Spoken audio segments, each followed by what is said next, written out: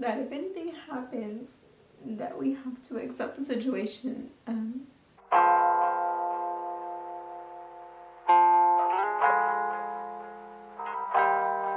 Doesn't matter where you start at.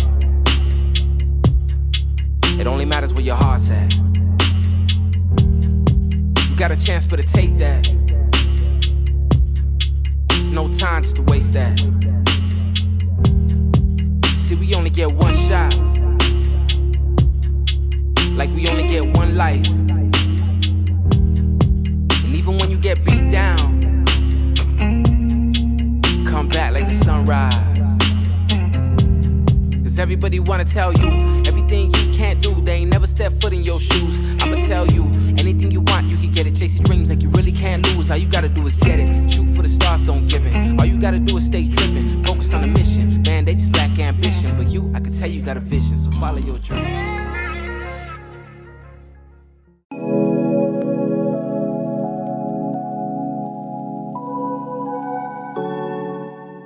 Hey guys, it's Sam. I happen to run the Auspicious Family live every Friday. I see some of your questions, so I sat down with Mondo and Pam intimately, and here are their answers. Okay, let's get started. Okay. How did you and Armando meet? So we met at a sales job. A friend that I had at the time was working there, and she said that they were hiring and I needed a job, so I went and applied, and I was hired the next day, and that's where I met Mondo. Describe Armando on your first date. So you mean describe like what he was wearing, or like Describe the vibe? him. Did you like his smile? Did you Okay. describe him? Did you like his hair? Well, it was really cool because to kind of get to know him outside of work, because work he was like serious and make money, and outside it was really cool. The first impression I had of him wasn't that great. But after like getting to know him and hanging out with him, it was really cool. We kind of clicked. We got along. It was just fun to be around. What color did Armando wear on his first date? On his first date, okay, so he wore a navy blue polo, and some like light colored jeans and some black chucks. When and where did you guys first kiss? Our first kiss was the Albertsons parking lot. What did you think after your first date? I just thought I just wanted to hang out with him more. He was cool. He seemed fun. Just wanted to get to know him more and see where things would go. What was the first meal that your spouse, Armando, ever cooked for you? The first thing he ever cooked for me. And was it good? The first thing he ever cooked for me. Oh gosh. Well, it's kind of hard because I always did a lot of the cooking.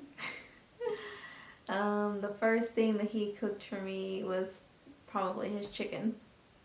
Famous chicken. His famous chicken. It is pretty good. Which one of you said "I love you" first? Well, it's funny because we didn't say "I love you." We just said "I like you" a lot. Because that's a big, you know what I mean? And it's just like we didn't want to just kind of. I mean, we knew that we had these like feelings and like emotions, but I don't know. We would always just say "I like you" a lot. But eventually we did get to that point. Okay. And what's Armando's favorite color? His favorite color, he has two of them actually. So it would be red and black. What's Armando's or your both favorite TV show? That's a hard one too. that we can watch together and we both agree Mhm. on and we can watch all day long would probably be SVU. What is Armando's favorite color to wear? Black. He has like 1,000 black t-shirts. What's Armando's shoe size? His shoe size, depending on the shoe. So like Chucks are going to be a 12. A Nike Adidas would be 11 and a half. Where did you and Armando go on your first date? Our first date was at Mexicali. Mexican restaurant. Mexican restaurant. What was the first movie that you guys both went and see? It could be the theaters. It could be... Okay, so we're talking. If I remember correctly, it was one of those Jason Bourne movies. I want to say it was the Ultimate or the Ultimatum or something like that. I don't know, but I know it was for sure one of those Jason Bourne movies.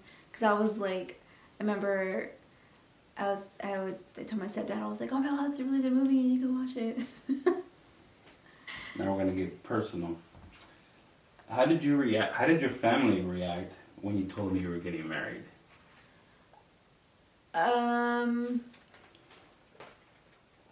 Well, we really didn't tell a lot of people. We just kept it a very small ceremony. But the family that I did tell was supportive. They were happy. Of course, you guys got married, had Noah. What was your first reaction when you heard you're gonna expect a baby? Your first. I was scared. I was terrified. Yeah, I was scared. I was young and terrified. Now that we're talking about Noah, right? Mm-hmm. Most people know that he does have autism. What was your first reaction or first thought when they diagnosed him with his autism? I was very much in denial. I was thinking that they were just trying to categorize him into something that he really wasn't. I just thought he was just a regular, just being a normal boy. Because a lot of the boys in his class, they all kind of acted the same way. They were hyper, they would do the same mannerisms and stuff. So I just kind of thought that they were just kind of singling him out. So I was just like, no, he's fine. He's just a regular boy. All the boys in the class are, the same way. Like, everything is good. How'd that make you feel? Like, as a parent? As a parent, like, it kind of makes you feel like you failed. Like, you do everything that you can to make sure that your kids are safe, at an early age, that they know their colors, they know their numbers, they know their shapes. You prepare them for preschool. And then when you get there, it's like, geez, I didn't do enough. Like, you're telling me that he's this, and it's just like, I don't see that. So it was hard. Definitely it was hard. It's nothing that you expect when you plan to have kids or you have kids. Like, you don't think, you see cases like that, and you see, parents that have children like that, but never do you think that, like, that's going to be you. You know what I mean? Like, oh, that's not going to happen to me. Like, no. What would you say to a parent that has an autistic child? With just being diagnosed? What would you... I would just say, just accept it. Just listen to what they're telling you. They're the experts. They've been in this field for years. They know what they're seeing. They know what they're diagnosing. Just don't fight it. Accept it. Just embrace your child for what he or she is now. And, just learn. Just learn everything you can about what, about autism or, whatever the case may be. Just do your research. Because honestly, I did none of that. I would tell my friends, he's fine. Like, you know, he's fine. Like, I don't see why he has to go into these special classes. Like, he doesn't need that and stuff. But I think if I would have took it a little bit more seriously back then, I do think that maybe things would be a little bit different. Like, he would be in more programs, and we would have took things a little bit more seriously and dug deeper into the autism community, and instead of just kind of putting it off and living in denial. Well, for me anyway. I mean, just to speak for myself. Yeah, just don't live in denial. Don't live in denial. Just accept what is and embrace it. What's the best thing you like about Noah? The best thing I like about Noah, he's smells funny. He's funny. He's brutally honest with you. You can always count on him to tell you how it is. He's artistic. He draws really good. And he's smart. Let's talk about Nathan for a little bit. Okay. Know a lot of people on social media, when ask, did you know about his condition before he was born? No, anything that was gonna happen or what even to expect. And when you found out about his condition, as a parent, I would imagine that you were overwhelmed about the news. How did you feel? Like, so I blame myself a lot for the first couple months of his life. And then when we did get the diagnosis, which was very odd because back to Noah, when he was diagnosed, like, I couldn't control my emotions in the meeting. Like, I was crying and I was like very defensive, and you know what I mean? Like, I was just not in acceptance of it. But with Nathan, it was different. Like, I didn't cry, I was calm, I was very accepting because there was just a huge relief that it wasn't me.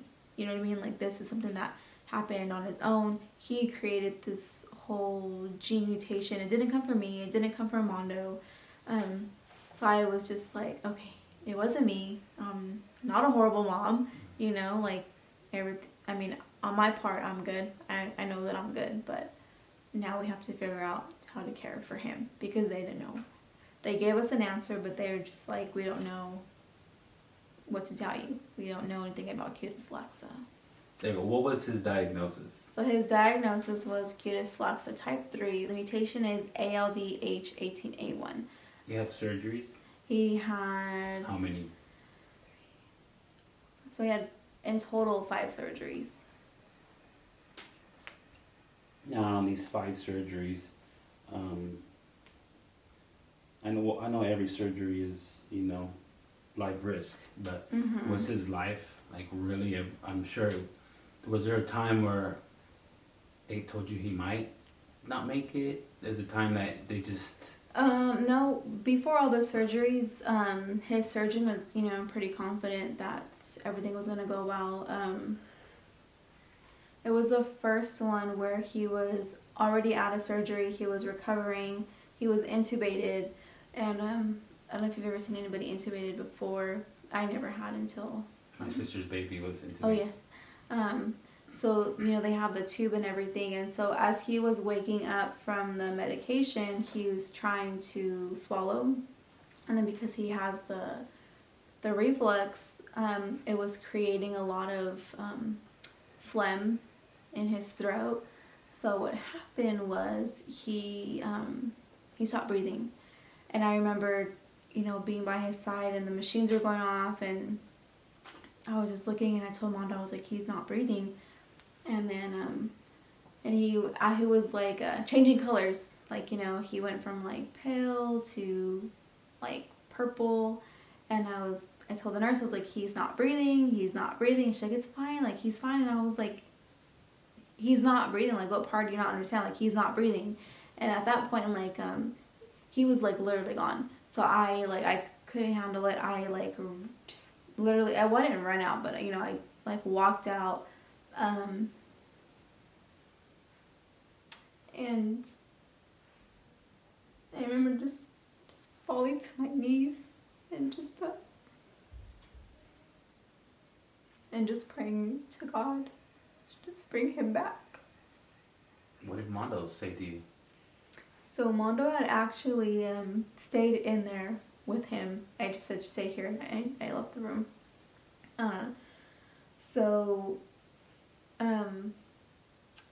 He went back out and he got me. He said, they said he's going to be okay. From there, we went down to the chapel and we just prayed and prayed and prayed. And then he told me that if anything happens, that we have to accept the situation. That Nathan isn't technically ours. That he's just a vessel from God, and anytime God wants to take him, he can, and we have to accept that. And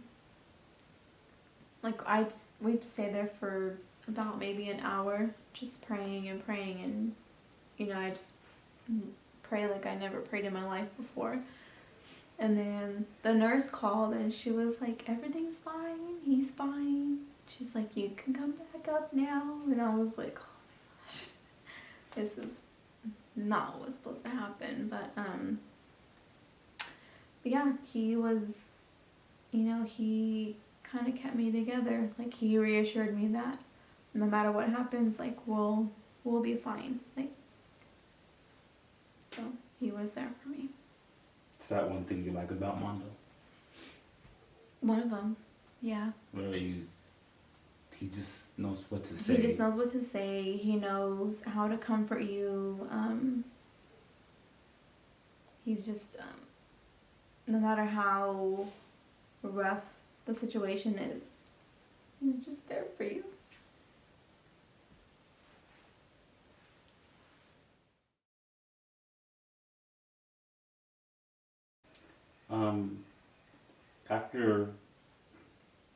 How long were you guys up there? And I know you guys... So we're in Madeira for 3 months. We got there December 21st. So December 21st to March 9th. I know you guys were up there. You guys couldn't take Noah with you up there. I know No. they gave you a Ronald McDonald home. Yeah, we were in the Ronald McDonald. We did take Noah the first 2 weeks that we were there because he was on Christmas vacation. So we did take him up there with us, but he was not able to go into the NICU. So we had a relative, one of Mondo's cousins, come with us and stay with us in the Ronald McDonald while, he took Noah around the playground and everything while we were in the NICU. And then after the 2 weeks, he went back home to Bakersfield, and my mom kept him for the 3 months that we were gone. So we would come home basically once a week. So it was normally Sundays. So we would see Noah once a week for 3 months. Did you miss him? Of course. Terribly. You just wanted your family to be all together in one. That was the worst time. Did you tell Noah about his condition? We just told him that his brother's in the hospital, he has to get stronger. When that day comes, when he's home, whatever the conditions are, we'll sit him down and just try to explain everything that we can in ways that he'll understand. What made you and Mondo share your story through social media? Well, actually, it was Mondo who decided to do it. I was, probably still am a little bit too, I'm not as open as I should be. I know, I don't throw everything out there like he does, as far as videos and stuff of Nathan's condition, just because I don't deal with the criticism too well. We do have a lot of people who make, mean comments and everything, and sometimes it gets to me, sometimes it doesn't, but I just don't want to deal with that too much. I mean, you're already going through this condition. Yeah, but to hear those comments and yeah, it's just not, it's not what you want to really hear, you know what I mean? But, so we were actually in the NICU, and it was after we had a diagnosis, for Nathan, and Mondo was just like, I have to do something, you know, there can't be no cure, there can't be no treatment, like, there has to be something. I know that they're telling us this, but there has to be something. There has to be somebody out there that knows something. So he had his Instagram that he didn't even really use, so he hopped on and... And was it worth it, sharing your story on social media? It definitely has its pros and cons. Like I said, there's a lot of nasty people out there that say the most hurtfulest things. But you know, Mondo's very thick-skinned. I am thick-skinned most days. Some days I'm like, oh my gosh, like how can people say, you know, comment on something that they have, that they don't even really know. They don't even know, you know what I mean? And the pros, definitely, you know, we've met a lot of amazing people, you know, that have turned into great friends, you know, family, that are just genuinely support us and Nathan and care about Nathan, and so those are the pros, obviously. So was it worth it? Yes, it was worth it, because there's people that we lost in the this whole process, friends and, you know, stuff. So it definitely makes up for the void that these people left, because they didn't care enough about what was going on, you know, with us and with Nathan, and that we've gained so many people who genuinely care about him. What would you say to a family that's going through something similar, as in a special needs child? What would you say to someone with a child with disability, a family? What would you say? Just embrace your child. Just love your child. No matter what, just keep looking for an answer. There's always an answer. Don't ever take, we don't know, or we can't tell you. Someone has to know something. Someone can help you. Just keep on pushing. Be your child's voice, the advocate that they need, because they can't speak. So you need to speak for them. You need to be their voice at this moment. Many marriages end up in divorce. Mm-hmm. What do you think is the most important part of your marriage that keeps you guys stable? Definitely communication. It doesn't matter what's bothering you. Your spouse is your best friend, and you can tell them anything, and you're supposed to tell them anything and everything. Just if you know, communication is key. As long as you communicate, there's honesty, there's loyalty, you're good. Hey, what's up, guys? Hey guys. We hope that you guys enjoyed this video. Very intimate and personal questions. Mm-hmm. But hey, I didn't mind them. No, I didn't either. So we want to say thank you to Sam for helping us put this video together. Taking the time and sitting with us and interviewing us one-on-one. And taking the time to write all these Yeah. questions down and really asking the hard questions. So a huge shout out to him, and thank you guys for watching. We appreciate your support. Yeah, and that's the end of this video, so I hope you guys enjoyed it. No shout outs? No shout outs or nothing?